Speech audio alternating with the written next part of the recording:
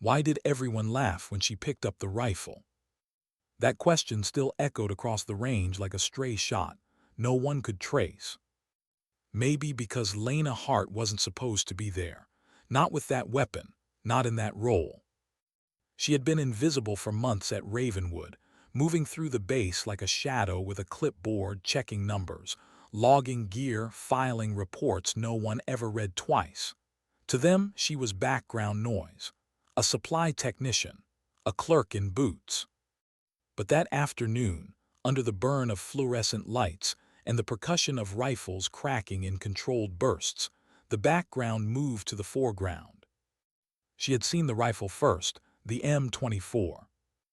It sat on the rack like an apex predator, its polished steel catching the light, the scope reflecting a glint sharp enough to cut through the room. Soldiers passed it without thought, their hands familiar with its weight, their bragging rights tied to its reach. Lena's gaze lingered. Too long. And someone noticed. "Not for you, soldier," Sergeant Doyle barked, his voice half chuckle, half warning. His tone carried years of authority, the kind that slapped you back into line before you even knew you stepped out of it. "Where'd you get the idea to touch that?" The other soldiers laughed. It wasn't friendly. It was the kind of laughter that circles someone, waiting for a stumble, a mistake, a reason to remind them where they belong. A supply clerk. Inventory duty. Staplers, not steel. That's what Lena was to them, a cog in a system, nothing more. But she ignored the jeers. She didn't argue, didn't defend. Instead, she stepped closer to the rifle, her silence louder than their mocking. Her fingers brushed the weapon with the familiarity of muscle memory, the kind that doesn't fade, no matter how much you try to bury it. Her touch was deliberate, calm, like someone sitting down at a piano after years of absence and without hesitation, finding every note exactly where it should be. The soldiers leaned in, still smirking, expecting clumsy fumbling, the awkwardness of a beginner. What they saw instead unsettled them. Lena cycled the bolt with a smoothness that spoke of endless practice. She adjusted the scope, not guessing, but measuring. Her hands moved across the bipod, making microcorrections only those fluent in precision would understand. Her motions weren't guesses. They were habits. And habits don't lie. For the first time that afternoon, the laughter began to falter. A ripple of unease cut through the ranks. Sergeant Doyle frowned, his arms folding across his chest. His authority was suddenly less secure, as if stopping her might reveal something he wasn't ready to face.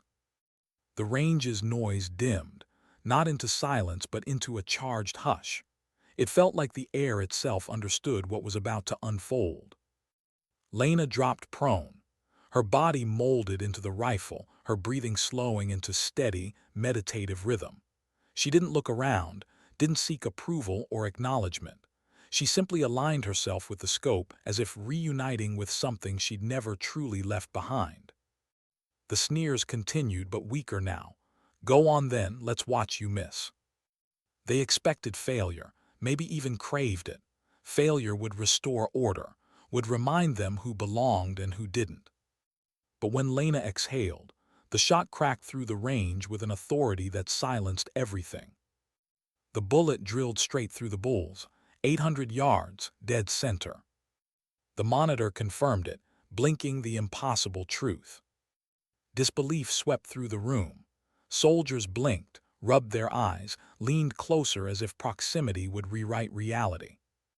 Lena didn't celebrate, she didn't even flinch. She cycled the bolt with mechanical calm and fired again. Another bullseye. And again. And again. The grouping so tight, it looked less like a series of shots and more like a single enlarged hole. Even seasoned snipers rarely achieved such precision under controlled conditions, let alone under scrutiny and mockery. The silence that followed wasn't just shock. It was fear. Because fear is what fills the space when people realize the person, they underestimated might be capable of more than they are. Doyle's smirk dissolved, replaced with unease. The soldiers shifted, exchanging glances that carried more weight than words. They had mocked her minutes ago. Now they weren't sure if they'd just witnessed luck or legend. Then came the boots, heavy, deliberate, carrying authority in each step. Colonel Grant. His presence usually bent the air in the room, his authority unquestioned. But halfway across the range, he froze. His stride broke when his eyes locked on Lena Hart behind the M24. For the first time in years, his expression cracked. Recognition. His voice carried not command, but something closer to disbelief. Where did you get that rifle? The question wasn't about possession. It was about identity. Because he knew. He'd seen it before. The stance, the calm, the impossible precision. Memories surged. Classified missions in lands erased from records. A sniper no one ever officially named. A phantom who saved his men with shots that rewrote physics. 7 kills, 1,200 meters, lives saved by a ghost who vanished the moment the dust settled. The reports had been buried, redacted, identities erased, but the memory lived inside Grant's mind like a scar that never faded. Now, watching Lena, he knew the phantom had returned. The soldiers whispered. Their rumors spread like fire through dry grass. Who was she really? How could a supply clerk do that? Did you see the colonel's face? Her personnel file told a simple story. Routine paperwork, administrative duty, nothing more. But paper doesn't bleed truth. Grant's face did. His silence said everything. Lena cleared the weapon with calm precision, returning it to the rack as though nothing remarkable had happened. Then she picked up her clipboard, sliding seamlessly back into her old role. She didn't speak, she didn't justify or deny. Her silence carried more weight than their laughter ever had. Respect shifted in that silence. Fear followed. From that day forward, Ravenwood Base was different. The range itself carried an invisible current, charged with the memory of her precision. Soldiers who once laughed now adjusted their tone when she entered the room. Salutes snapped sharper, voices dipped lower. She had said nothing, but she had proven everything. And yet, there was something she hadn't told them. Not yet. How do you keep living like a ghost when the living start to notice you? That was the question Lena carried in silence the days after the range. Whispers followed her through the halls.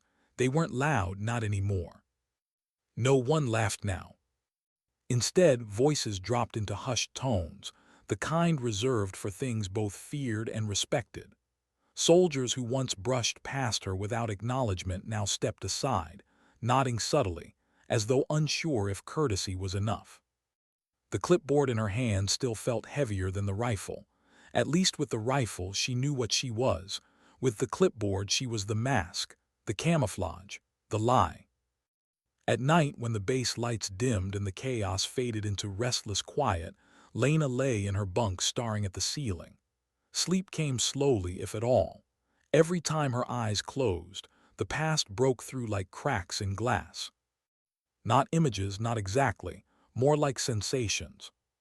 The weight of sand pressing against her boots. The taste of dust in her mouth. The rhythm of her heart slowed deliberately before each shot. And the silence after, not peace, not relief, but the strange void that follows the end of a life. She had learned long ago that skill came with a cost. Precision demanded memory. Every perfect strike etched itself into her like a scar she couldn't erase. The Ravenwood incident, that was what they were calling it now, had been nothing more than a moment of instinct. She hadn't planned it. She hadn't wanted it. But seeing that M24 on the rack, gleaming under the harsh light, had been like hearing an old song she could never forget. Her hands had moved before she thought. Her body remembered what her mind had sworn to bury. And now the mask was slipping. Colonel Grant's eyes haunted her the most. Not the soldiers' awe, not their whispers, his eyes. He knew, and knowledge in a man like him was dangerous. It was after midnight when she heard the knock. 3 short raps against her door, crisp and commanding. She didn't need to ask who it was. "Permission to enter, sir," she said quietly, already on her feet. The door opened. Colonel Grant filled the frame, his face carved in the hard lines of a man who had seen too much and buried even more. He didn't speak at first. He studied her, not the uniform, not the clipboard lying on her desk, but her. Finally, his voice cut through the room, low, heavy. "You didn't just learn that on a range." Lena didn't answer. Her silence was both shield and weapon. He stepped closer. "I was there. Kandahar, 2009. My unit was trapped in a canyon, no cover, no way out, and then 7 shots, perfect, one after another. Men lived that day because someone made the impossible happen." Her eyes flickered, not enough to betray, not enough to confess, but enough for him to know. "You vanished," he said. "Just gone, no name, no report, just ghosts and rumors. And now," he paused, his jaw tightening, "now you're here in my base, buried in paperwork like nothing ever happened." Lena lowered her gaze. Her voice was barely a whisper. "I never wanted to be found." Grant exhaled, long and sharp. He wasn't angry. He wasn't surprised. He was something else, conflicted. The kind of conflict only a soldier carries when respect collides with protocol. "You can't stay invisible anymore," he said. "Not after this, they've seen you." "They saw nothing," Lena said quickly, her tone calm but urgent. "They saw a trick, a few lucky shots." Grant shook his head. "You and I both know there's no such thing as luck like that." The silence stretched between them, heavy, tangled with history neither could fully speak of. Finally, Grant stepped back. "You've been hiding for a reason. I won't ask what it is, but I'll tell you this: the world doesn't stay quiet forever. And when it comes knocking again," his eyes hardened, "you'd better decide if you're going to answer." He left without another word. The door clicked shut. Lena sank back onto her bunk, her hands trembling just enough to betray the calm she carried in daylight. She pressed her palms together, grounding herself in the silence. Her mind whispered back the words she never said aloud. "I didn't vanish, I was erased. By choice, by necessity, by orders given in rooms she was never meant to enter but somehow always did." The morning came too soon. She walked the halls with the same clipboard, the same expressionless calm, but every step carried weight now, every salute sharper, every whisper heavier. The soldiers looked at her differently, some with respect, some with unease, and a few with curiosity so sharp it could cut. Private Ellis, one of the youngest at the base, tried to break the silence.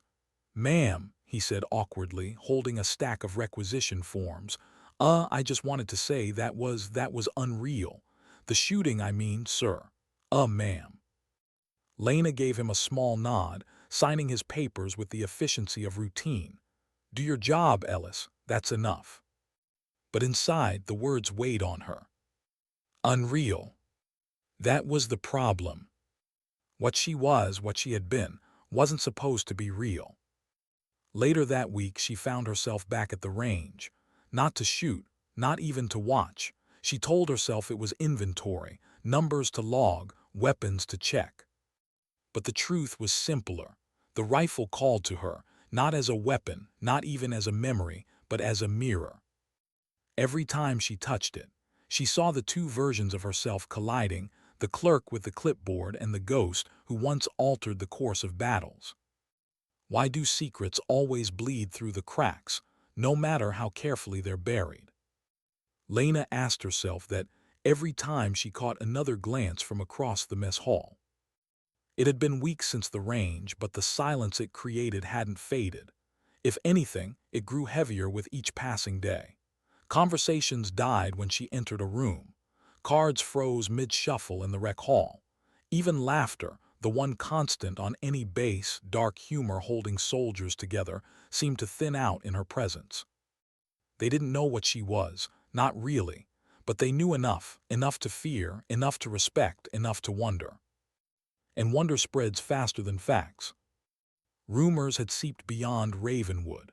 Soldiers rotated in and out, carrying fragments of the story with them. By the time it reached other installations, it had already mutated. Some said she was special forces, hiding in plain sight. Others whispered about black programs, operations so classified even generals had no access. One rumor claimed she wasn't even army at all, that she belonged to something darker, a shadow unit that didn't officially exist. The kind of program whispered about in bars late at night, then laughed off to hide the unease. But the truth was simpler and heavier. She wasn't part of some shadow program anymore. She wasn't anyone's weapon. She had tried to step away to bury the ghost. But ghosts never stay buried. The first sign came quietly, a file request. Routine on the surface, standard paperwork, but Lena noticed the routing code, not Ravenwood, not even regional command. Higher, far higher. Someone was pulling her file. Someone who shouldn't have known her name. She closed the screen calmly, her expression neutral, but inside her chest tightened. She knew how this worked. Whispers spread until they reached ears hungry for talent, for skill, for something extraordinary to exploit. She'd seen it before. She lived it. That night she sat on her bunk, staring at the blank wall, listening to the muffled sounds of soldiers laughing 2 doors down. Their laughter wasn't cruel this time. It was ordinary, carefree. She envied them. She remembered when she used to laugh like that, before everything became weight, before every silence carried echoes. Her mind drifted uninvited to that canyon years ago, the pinned unit, the impossible shots, the radio chatter thick with desperation. She had saved 37 lives that day. And in saving them, she had lost her own. Because once you prove you can do the impossible, people stop seeing you as human. You become an asset, a tool, a solution to problems no one else can solve. And tools don't get to rest. The knock came again. Not Grant this time, different rhythm, faster. She opened the door to find Captain Avery, one of the operations officers. Young, sharp, ambitious. The kind of man who measured people not by who they were, but by what they could do for him. Specialist heart, he said smoothly, though his eyes flickered with the unease everyone carried now. Walk with me. She didn't argue. She didn't want to give him the satisfaction of resistance. She followed him into the night air, the base quiet except for the hum of generators and the distant bark of a drill sergeant still punishing recruits past curfew. Avery stopped near the edge of the motor pool, away from open ears. You've caused quite a stir, he said. I logged inventory, Lena replied evenly. Don't play coy, he smirked though it didn't reach his eyes. I've seen the reports, the colonel's reaction, the shooting scores, people are talking. Let them talk. That's the problem, Avery said, leaning closer. Talk reaches places it shouldn't. Command's asking questions. They want to know why a supply clerk can outshoot half the sniper corps.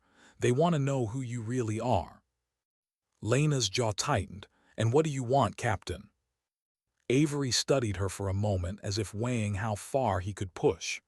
I want answers before someone else gets them. You see, I like to be ahead of the curve, useful to the right people. Maybe you can help me with that. The air between them thickened. She could smell the faint stench of ambition on him, the kind that never stopped until it consumed everything in its path. I'm not what you think I am, she said quietly. No, Avery replied, his smirk sharpening. You're something better or worse, depending on who gets to use it. He left her with that. No orders, no threats, just the implication that her secret wasn't hers anymore. Lena stood in the quiet night long after he was gone, her breath fogging faintly in the cool air.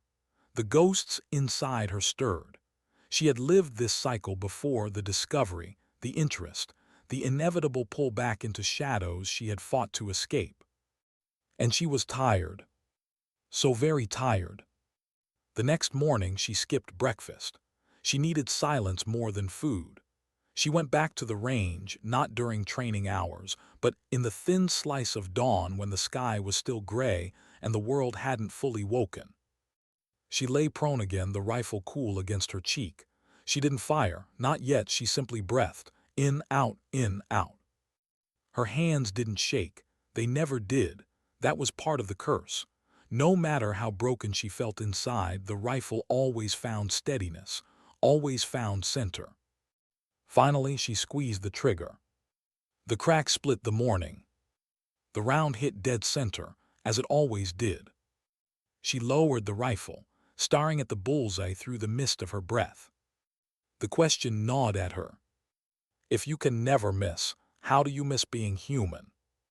She set the rifle down gently, almost reverently. Then she picked up her clipboard again, as though the balance of her life depended on it.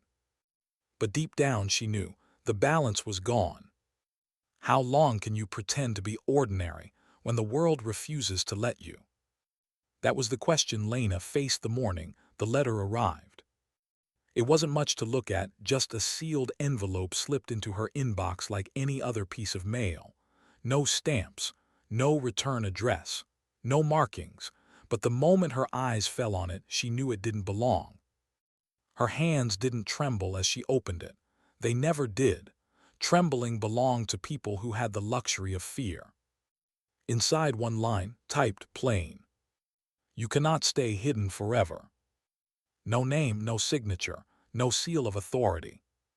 But Lena understood the message. Someone had reached in, past the walls of Ravenwood, past the bureaucracy, someone who wanted her to know they knew.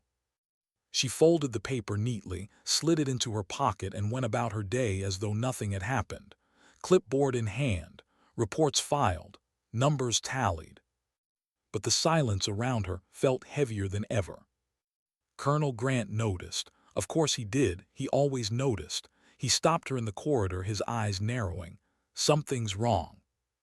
Paperwork, she said simply. Don't, his voice cut sharper than before.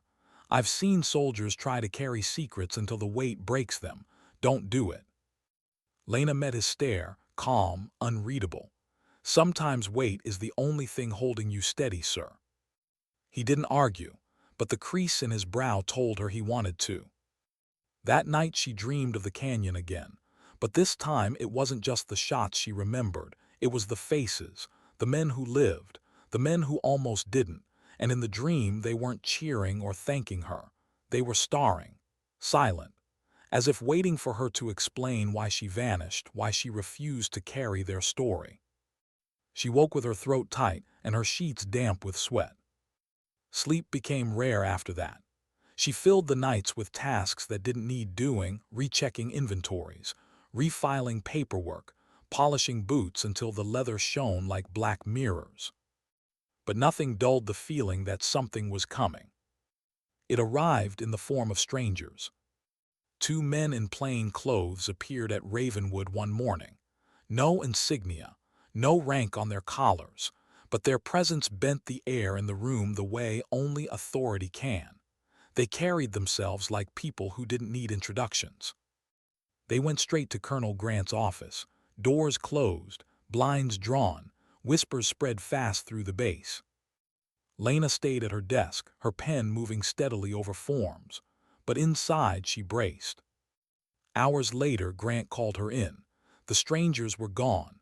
His face was harder than usual, but not unkind. They're asking questions, he said. About me. He nodded once. They know enough to suspect, they don't know enough to confirm, yet. And you? I told them you're a supply tech, competent, quiet, nothing more. She studied him carefully. Do you believe that? Grant exhaled, leaning back in his chair. Belief has nothing to do with it. The truth does. And the truth is, I don't know what you are anymore. Lena said nothing. Silence had become her only weapon, sharper than denial, stronger than confession. But she could feel the walls tightening. That evening she walked the perimeter of the base alone, the cold air stinging her lungs. The stars above were sharp and endless, like rifle sights stretching into infinity. She thought of leaving, disappearing before the questions became orders, before command decided she was theirs to use again. She had done it once, she could do it again, fade into the world like smoke. But then she remembered Ellis, the young private who looked at her like she was something impossible. She remembered Doyle's silence, the way the men at the range had shifted from mockery to awe. She remembered the way respect had reshaped the base, not because she demanded it, but because she proved it. Leaving meant abandoning all of that. Leaving meant letting them rewrite her story without her. And deep down she knew, running was no longer the same as hiding, it was surrender. The next day, Captain Avery cornered her again. His ambition burned brighter now, fueled by the whispers of those plainclothes visitors. "They're coming back," he said, his grin tight. "And when they do, they'll want you. You think you can just keep pushing papers forever? Not a chance." "What do you want from me, Captain?" "I want to be standing next to you when the truth comes out. Because when it does, it's going to change everything." His words slithered with hunger. He didn't care about her. He cared about the doors she might open. Lena walked away without answering, but his voice followed her. "You can't bury skill like that, Hart. The world won't let you." That night she returned to the range again, alone. No eyes, no whispers, just her and the rifle. She lay prone, breathing slow, steady. She fired once, then again. Each shot perfect.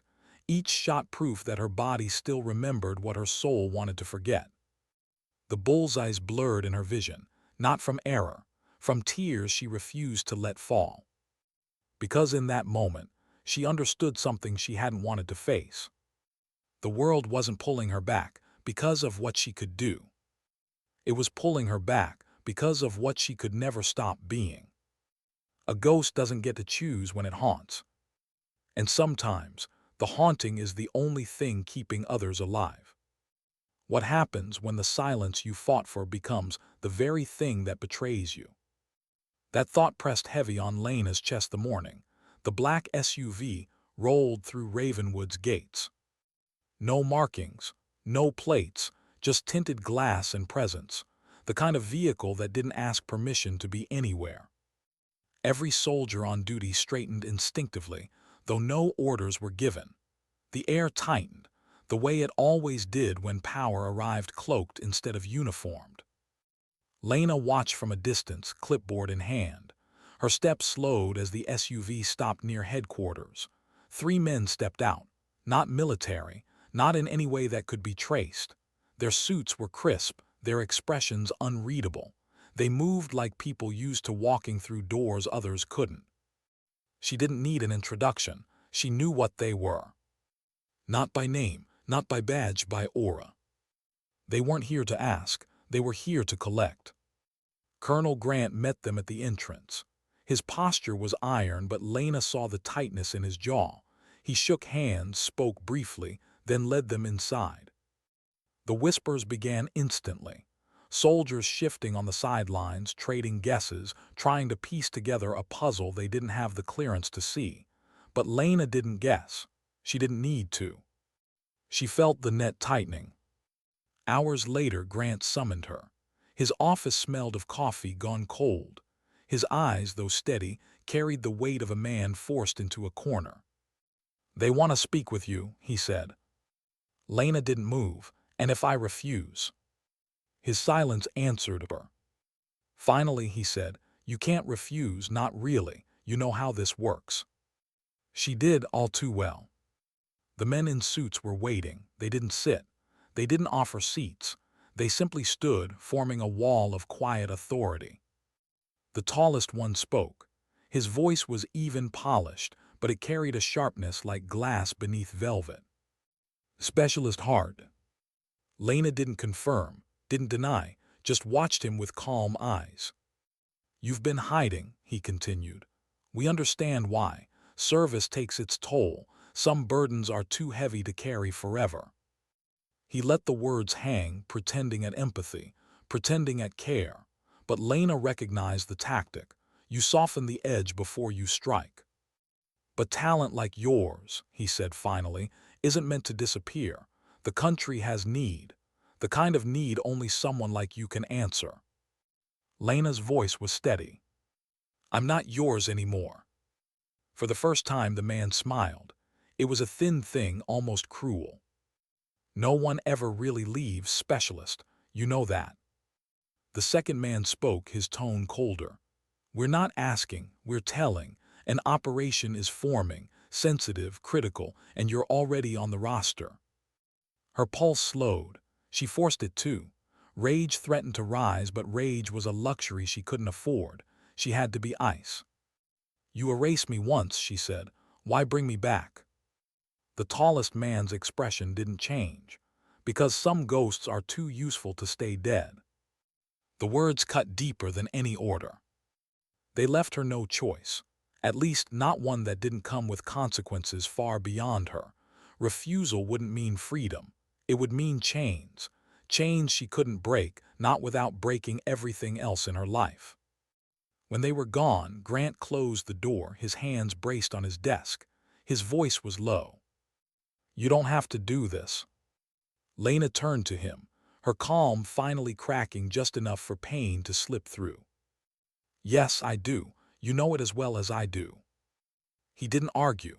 He only nodded, a soldier's acknowledgment of inevitability.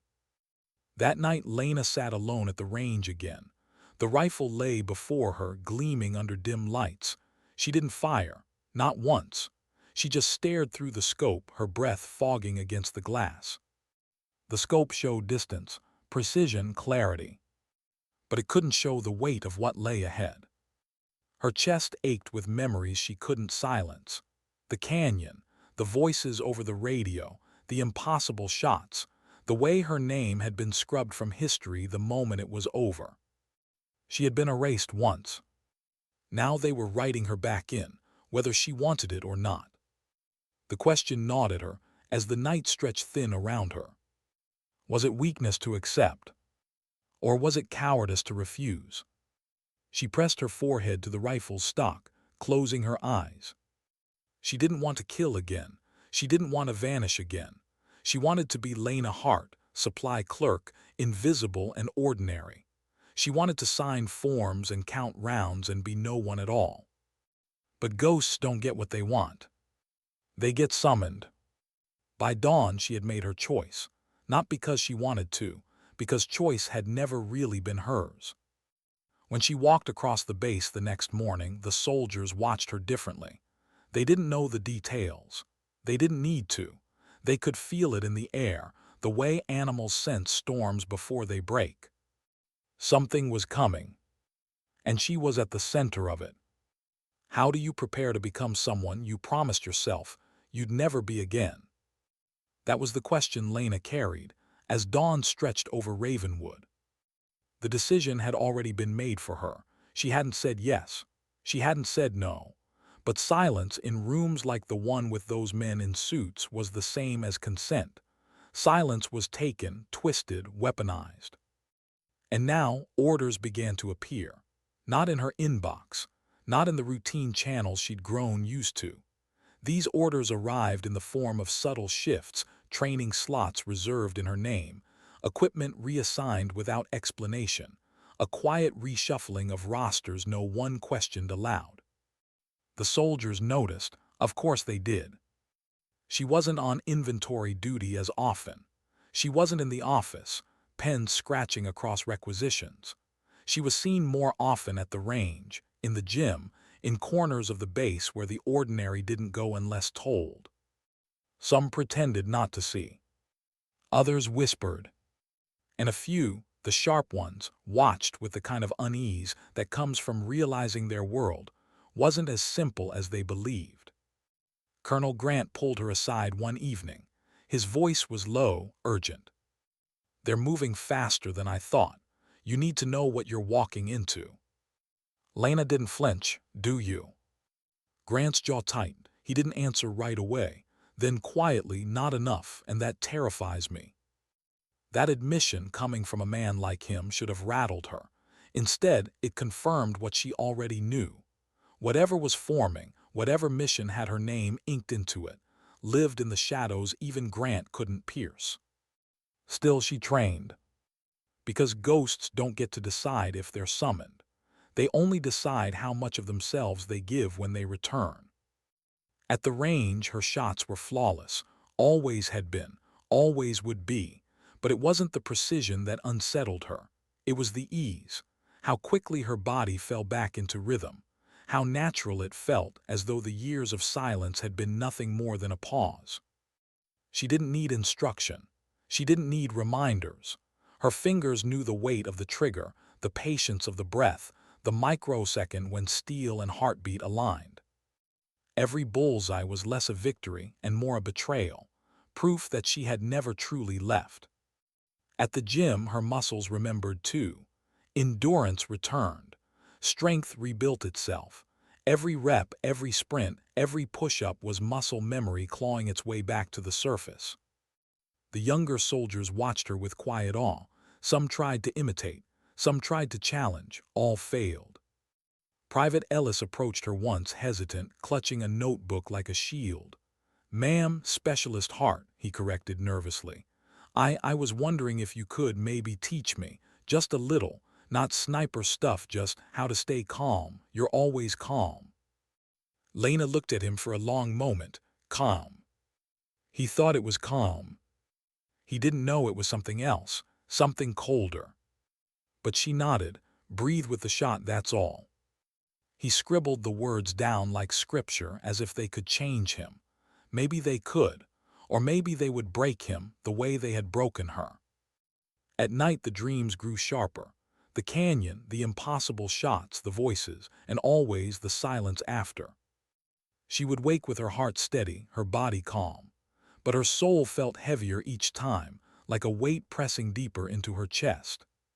She walked the base with the same mask as always, clipboard in hand when needed, rifle in hand when demanded. But inside, the storm built. Avery cornered her again, his grin wide, his ambition sharper than ever. "You're in," he said. "I knew it, I knew they'd pull you. This is big, Hart, bigger than Ravenwood, bigger than anything you've touched before." She stared at him, her silence colder than words. "You don't get it, do you?" he pressed. "This isn't a curse, it's a gift. Most soldiers spend their whole lives never being noticed. You're the opposite. You'll be remembered." Lena's voice was quiet. "I don't want to be remembered." Avery laughed, dismissing the words like they were a joke. He walked away, still grinning, but his laughter echoed in her chest long after he was gone. Grant found her on the range one evening, the last light of day cutting across the targets. She was prone, firing as always, each shot perfect. "You hate it, don't you?" he said quietly behind her. She lowered the rifle. "What?" "Being this good, being unable to miss." She looked through the scope again, her eye steady, her breathing calm. "It doesn't matter what I hate," she whispered. Grant was silent for a long time. Then he said, "They're going to ask you to do things that won't just break you. They'll erase you again, maybe for good." She pulled the trigger. The bullseye shattered. Her voice was steady. "Maybe that's the point." Grant's silence carried more weight than any lecture could have. That night she sat on her bunk, staring at the blank wall. The letter was still in her pocket. She unfolded it, read the line again. "You cannot stay hidden forever." Her fingers tightened on the paper. She wanted to tear it, burn it, erase it, but she didn't, because deep down she knew it was true. The next morning the orders arrived, not written, not signed, spoken quietly by the same men in suits.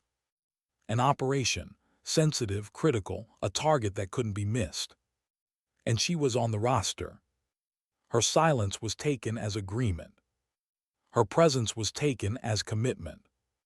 And in that moment, Lena Hart understood the cruel truth she had spent years running from. She had never escaped. She had only been waiting. What do you do when the life you buried digs its way back to the surface? That question lingered in Lena's chest as she sat across from the men in suits in a windowless room deep inside Ravenwood. The walls were plain, the table metal, the air smelled faintly of coffee and dust, but the weight in that room was heavier than anything she had carried in years. The tallest of them leaned forward. His tone was calm, measured, the voice of someone who didn't need to convince. A situation has developed. Intelligence confirms a hostile network operating just across the border. Their leadership is small, mobile, but highly effective. They've already cost us lives. Too many. Standard approaches have failed. He slid a folder across the table. Lena didn't reach for it. She didn't need to, she already knew what was inside. Photographs, names, targets. The second man spoke, his words clipped efficient. You know why you're here. This requires precision. Not a squad, not a platoon. One shot, one ghost. That ghost is you. Lena's eyes stayed fixed on the folder. And if I say no? The third man, who had been silent until now, finally spoke. His voice was smooth but final, like a door closing. Then others will die, people you could have saved. It wasn't a threat, it was worse. It was guilt sharpened into a blade. Lena didn't flinch, but inside her chest ached. The canyon echoed back. The voices. The 37 men who had lived because she hadn't missed. Ghosts don't choose when they're summoned. They just decide how much of themselves they lose when they answer. She didn't touch the folder. She didn't nod. She didn't need to. Her silence, once again, was taken as agreement. Training shifted. No longer quiet. No longer subtle. She was moved into spaces on base that most soldiers never saw. Simulated environments. Moving targets. Long-range exercises in conditions designed to break lesser shooters. But Lena didn't break. She never did. That was the curse. Her body remembered everything. Her hands never hesitated. Her breathing never faltered. Every shot perfect. Every movement efficient. She was what they wanted her to be. But at night, alone in her bunk, she felt the cracks forming inside. Not in her aim, not in her body, in her soul. She stared at the ceiling, listening to the hum of generators outside, the muffled laughter of soldiers who still lived in a world where choices were simple. She wondered if they had any idea how fragile that world really was. Ellis approached her again one evening, his notebook clutched tighter than before. "Specialist Hart," he said softly, "they're saying you're going out on something big." She looked at him, her silence enough to answer. He swallowed. "Can I ask, aren't you scared?" Her lips parted. For once she almost said yes. She almost let the truth slip. That fear wasn't about dying. It was about living again as a ghost, about losing the part of herself that had fought so hard to be human.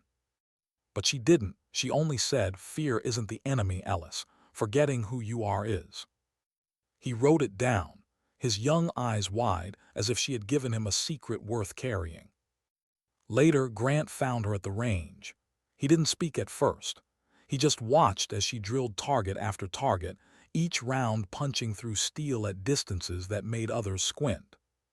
Finally, he said, "They've told me enough to know you're going back out there." She lowered the rifle, her eyes meeting his.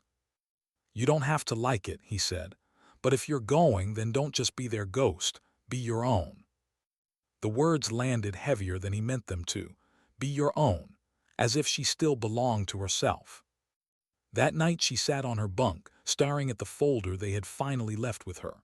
Photographs stared back, men hardened by violence, eyes cold, faces scarred by years of war. Targets. Her breath slowed, her pulse remained steady, but something inside her cracked, not from fear, from the realization that this wasn't just about them. It was about her. Every time she picked up the rifle, every time she pulled the trigger, she erased a little more of Lena Hart, the clerk, the human, and she brought back the ghost. She closed the folder, set it aside, and pressed her palms together. The question echoed again. Was this redemption? Or was it surrender? When dawn came, she walked across the base with her uniform squared away, her eyes calm, her pace steady. Soldiers stepped aside. Salutes snapped sharper. Whispers followed. They didn't know where she was going. They didn't need to. They could feel it in the air, the way men feel a storm before it breaks. Something was coming, and Lena Hart was walking straight into it. How do you measure the weight of silence? That was the thought Lena carried as the transport plane cut through the night sky, its engines humming like a steady heartbeat. The world below was black, broken only by the faint glow of scattered villages and the jagged lines of mountains. She sat strapped in, rifle case beside her, helmet buckled, her body calm. The other seats were empty.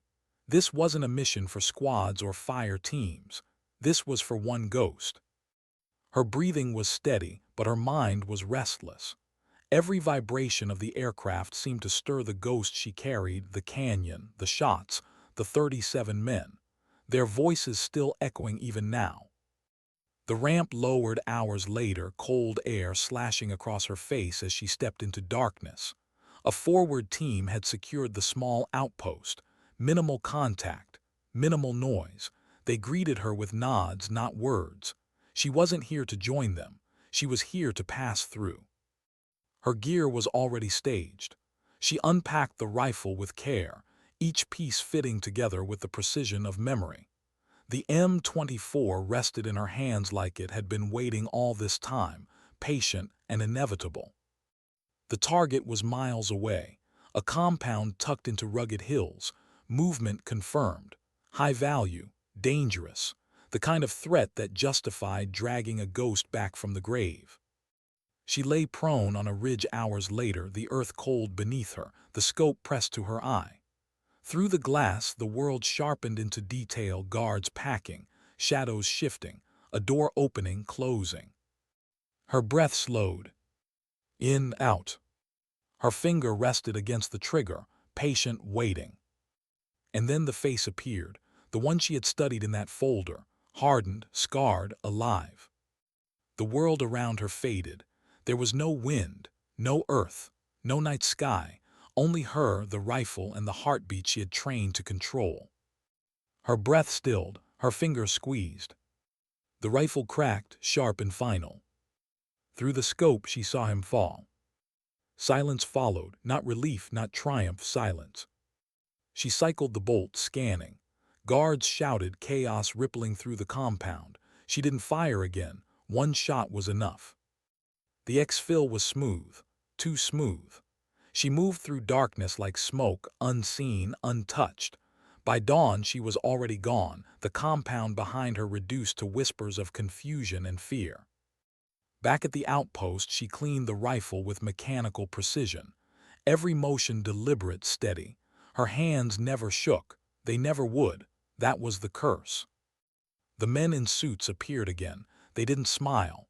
They didn't thank her. They didn't need to. Her silence was the only report they required. You did what was needed, one said flatly. Lena looked at him, her expression unreadable.